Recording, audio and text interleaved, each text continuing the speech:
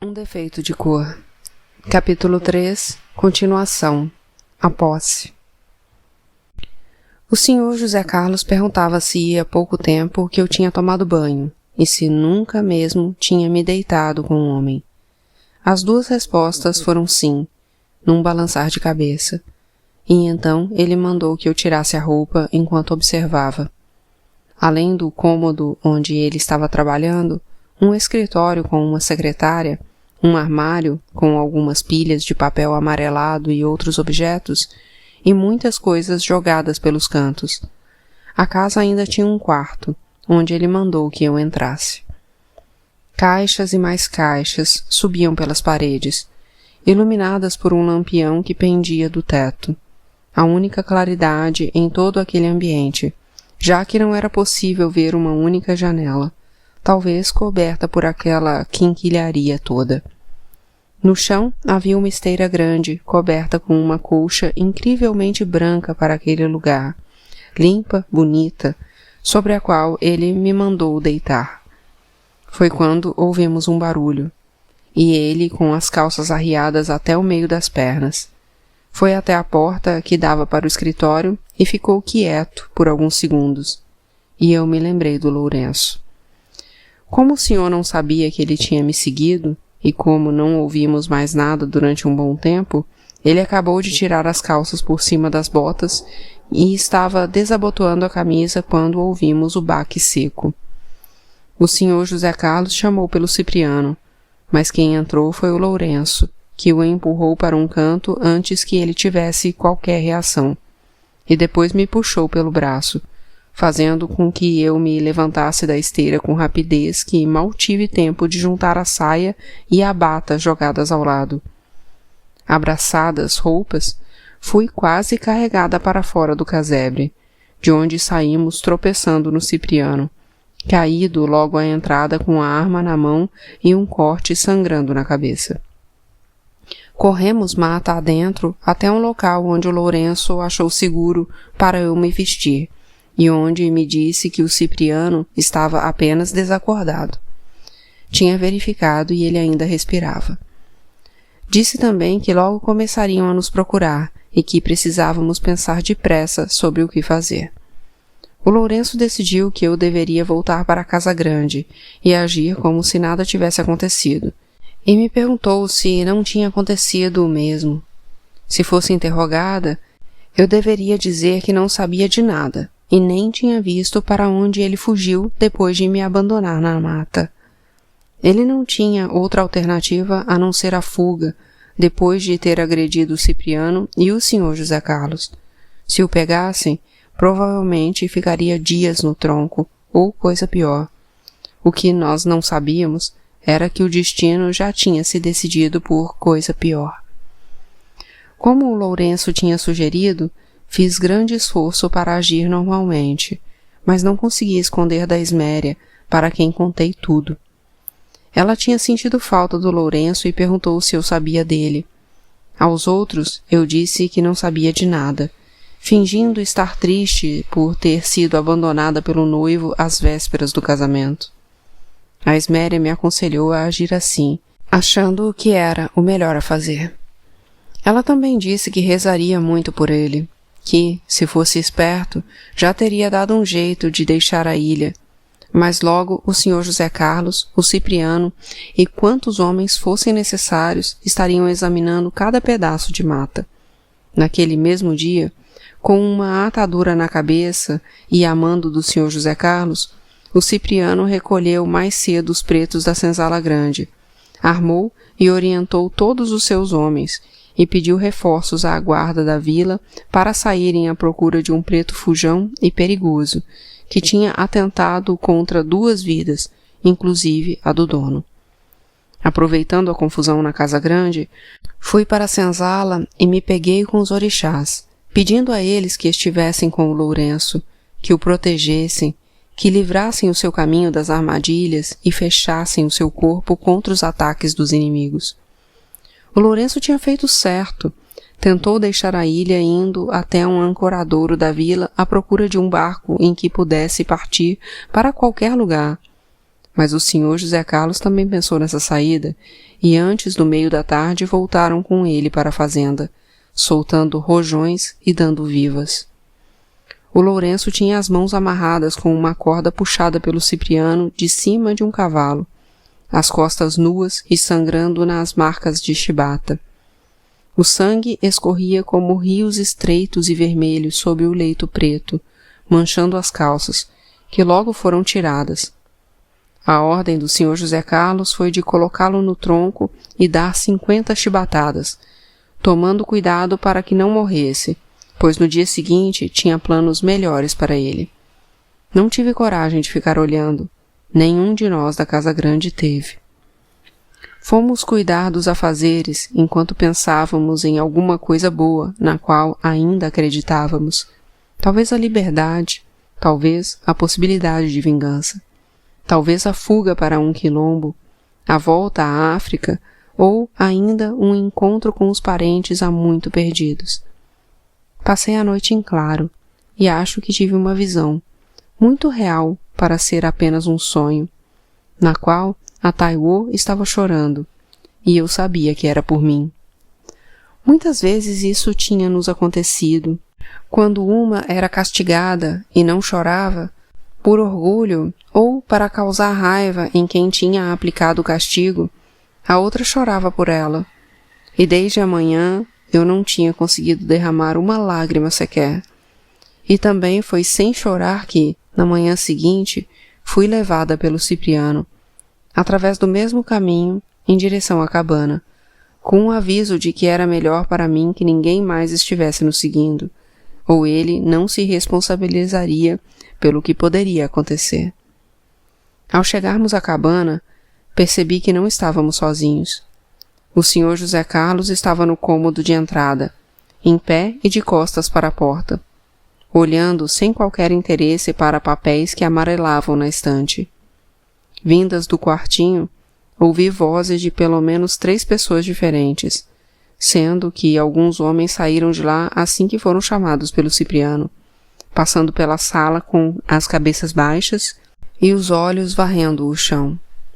O senhor José Carlos perguntou se eu achava que ia conseguir escapar, e nada respondi. Nem mesmo olhei para ele, porque eu achava que sim, que depois do acontecido ele não ia mais insistir. Mas, além disso, da insistência, ele conseguiu ser muito mais vingativo do que eu poderia imaginar. Ao entrar no quarto e dizer que a virgindade das pretas que ele comprava pertencia a ele, e não seria um preto sujo qualquer, metido a valentão, que iria privá-lo desse direito. Que este tipo de preto ele bem sabia o tratamento de que era merecedor. Dizendo isso, me buscou na sala e me levou para o quarto. Segurou o meu queixo e fez com que eu olhasse para o canto onde estava a pessoa a quem ele se referia quando falava de um preto sujo qualquer, ou o que restava do Lourenço. Quando percebeu a minha presença, o Lourenço ergueu os olhos, e o que pude ver foi a sombra dele, os olhos vazios, mostrando o que tinha por dentro. Nada. Enquanto que, por fora, tinha a pele preta toda nua e coberta por crostas de sangue e cortes feitos pelo fio da chibata. Senti vontade de pegar o Lourenço no colo e cantar para ele a noite inteira, como a minha avó tinha feito com a minha mãe e com o Cocumo. Eles estavam mortos, tal como os olhos do Lourenço, observando a raiva com que o senhor José Carlos me derrubou na esteira, com um tapa no rosto, e depois pulou em cima de mim com o membro já duro e escapando pela abertura da calça, que ele nem se deu o trabalho de tirar. Eu encarava os olhos mortos do Lourenço enquanto o senhor levantava a minha saia e me abria as pernas com todo o peso do seu corpo, para depois se enfiar dentro da minha racha como se estivesse sangrando um carneiro. Não me lembro se doeu, pois eu estava mais preocupada com o riozinho de sangue que escorria do corte da minha boca, provocado pelo tapa, e me lembrava da minha mãe debaixo do guerreiro, em Savalo, desejando que ela, o Kokumo e seus amigos aparecessem naquele momento e nos levassem, a mim e ao Lourenço, para brincar com eles, mesmo sem sermos abicus.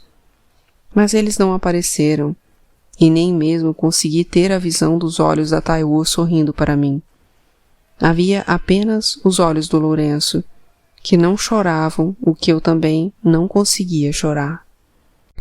O único movimento que ele conseguiu fazer era o do peito subindo e descendo no esforço da respiração, dificultada pelo pesado colar de ferro que tinha preso ao redor do pescoço, de onde saíam várias estacas pontudas de mais ou menos 20 polegadas de comprimento e que, mesmo com ele deitado, mantinham a cabeça e metade do tronco afastados do chão, em uma postura bastante desconfortável, na qual ele era obrigado a ficar olhando para nós. Eu queria morrer, mas continuava mais viva que nunca, sentindo a dor do corte na boca, o peso do corpo do Sr. José Carlos sobre o meu e os movimentos do membro dele dentro da minha racha, que mais pareciam chibatadas. Eu queria morrer e sair sorrindo, dançando e cantando, como a minha mãe havia feito. Era assim que eu imaginava os minutos seguintes e, pode ser por isso, por causa desse delírio, que durante muito tempo duvidei do que meus olhos viram em seguida. Só acreditei de verdade alguns anos depois, quando reencontrei o Lourenço e, de certo modo, como podia, ele confirmou tudo.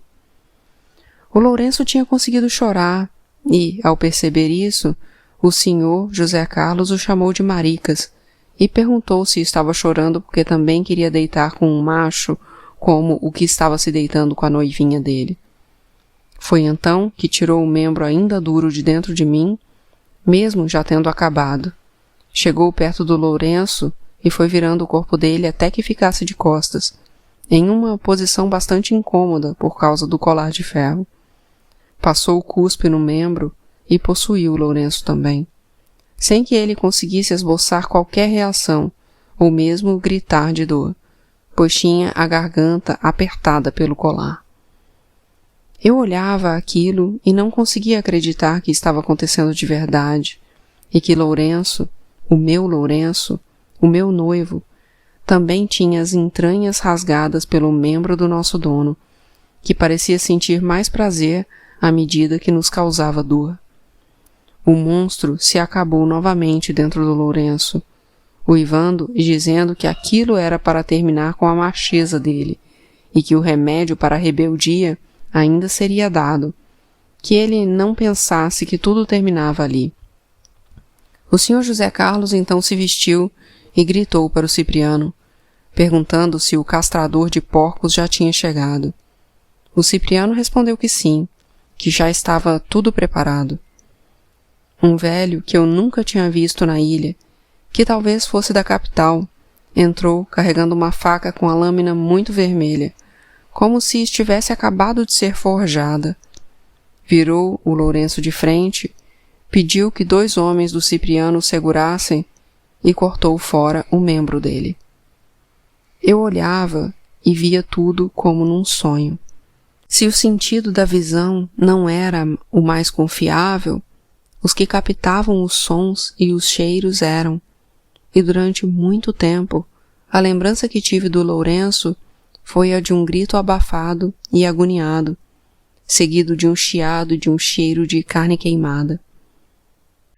A última coisa que ouvi antes de sumir de mim foi o senhor comentando que aquilo não era nada, que o Lourenço ia sobreviver e que no tempo do pai dele era muito comum ter escravos capados, que os próprios pretos faziam isso em África, onde alguns homens eram capados para que ficassem mais dóceis e delicados para as tarefas de casa. E o pior é que sei que isso é verdade, pois muitas vezes em África, principalmente em Adomé, vi e ouvi os tais capados, os únicos homens que podiam entrar nas dependências destinadas às esposas de um rei. A vingança. De todo o resto que aconteceu depois, só tomei consciência 4 ou 5 meses mais tarde, quando meu filho começou a se mexer dentro da minha barriga. Foi só na hora em que ele se mexeu que entendi que estava viva e que queria continuar viva. Se não por mim, pelo menos por ele, a quem imediatamente comecei a chamar de Banjocô. Sente-se e fique comigo, para prevenir, caso fosse um abicu, como eu já pressentia. Pelo menos consegui prolongar um pouco o tempo que ele passou comigo, embora nem sempre eu tenha querido isso.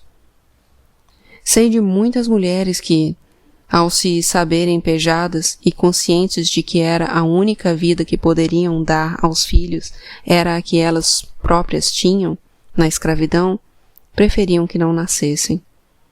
Acho que a Esméria chegou a falar comigo sobre uma beberagem, mas não tive condições ou força para decidir, como se não fosse comigo. E quando o tempo passou e eu senti o meu filho se mexendo, já não tinha mais coragem de negar a ele a possibilidade de pelo menos tentar fazer a própria vida ser melhor do que a minha. Durante todo aquele tempo, antes que ele se mexesse, muitas coisas aconteceram e passaram por mim como se fossem uma porção de histórias de pessoas que eu conhecia vagamente, mas que não me diziam respeito. Histórias que me contavam como quem está fazendo uma criança dormir. E era apenas isto que eu queria, já que não tinha conseguido morrer. Dormir, dormir e dormir. A primeira noite, depois que o Cipriano me levou carregada e me jogou sobre uma esteira na senzala pequena, mandando a Esméria cuidar de mim, sonhei com a minha avó. Eu me lembro das gargalhadas dela, reais e descaradas como nunca foram, e acho até que acordei por causa delas. No sonho, eu a vi em todos os lados, em Savalo, em Uidá, em um lugar que não conheci, mas que imaginei ser Adomé, no navio e até mesmo na ilha, onde ela nunca esteve. Os lugares se sucediam atrás dela como em um espelho, e ela ficava parada, gargalhando, enquanto tecia um enorme tapete com o desenho de uma cobra que já estava quase completa, só faltando um pedaço do rabo. Nos dias seguintes, a Esméria me falou do Lourenço, dizendo que ele estava bem e sendo tratado na senzala grande pela Rosa Mina e pelo Valério Moçambique. Tempos depois, ela me contou uma história de que achei fazer parte do sonho que tive com a minha avó, e que só soube que era verdade meses depois, no dia em que meu filho se mexeu, e eu e ele nos sentimos vivos. Ela contou que já havia alguns dias que o senhor José Carlos e a sinhá Ana Filipa tinham voltado a dormir em quartos separados, mais ou menos quando ele fez aquilo comigo e com o Lourenço. Não sei como não me incomodei com os barulhos na noite em que ela disse que a Antônia entrou correndo na senzala chamando o Cipriano, porque tinha acontecido alguma coisa com o senhor José Carlos. Ele estava gritando muito e não deixava que ninguém entrasse no quarto, nem mesmo a sinhá. Depois se soube que, no meio da noite, um membro dele fora picado por uma cobra que tinha se alojado entre as cobertas. Pelo menos era do que se suspeitava, porque, embora não fosse comum encontrar cobras dentro de casa, elas eram abundantes na ilha, e de vez em quando acontecia de uma se esconder em algum canto. A Antônia jurou que não havia nada na cama quando foi verificar se o quarto estava de acordo para que o senhor se deitasse, que ela tinha até alisado as cobertas sem sentir volume algum. Durante os dias que se seguiram, a Esméria me levava notícias dele, e acho que ela estava sempre sorrindo, que lhe dava certo prazer o rumo que as coisas foram tomando.